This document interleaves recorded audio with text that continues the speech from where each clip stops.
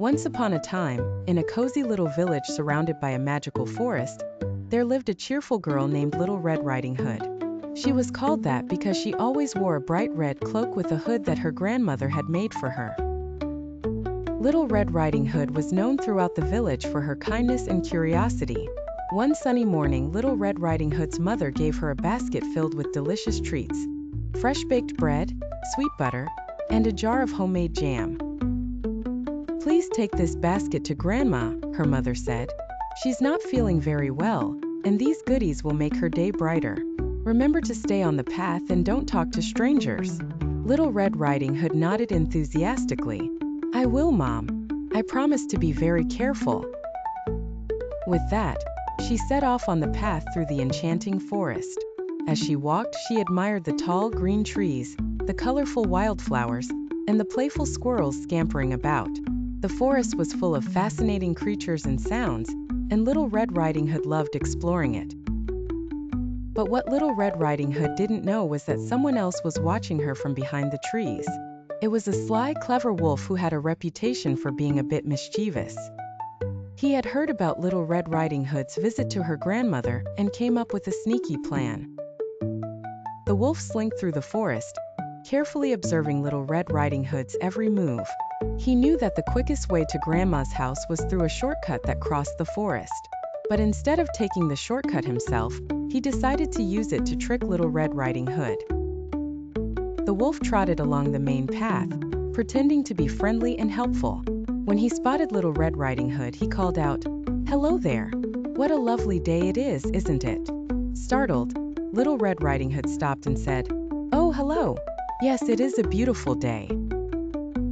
I'm on my way to Grandma's house to deliver this basket of goodies." The wolf's eyes twinkled with mischief. "How wonderful! But you know, there's a much quicker way to Grandma's house.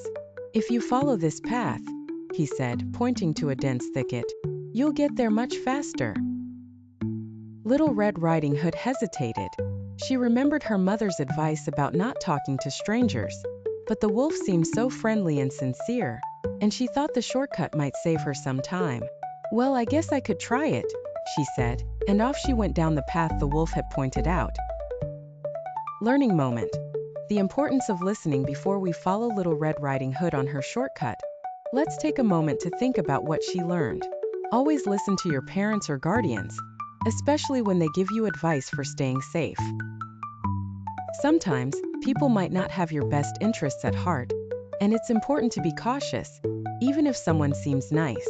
While Little Red Riding Hood took the shortcut, the wolf dashed along the main path to Grandma's house. He reached it quickly and knocked on the door. "Who's there?" Grandma asked from inside.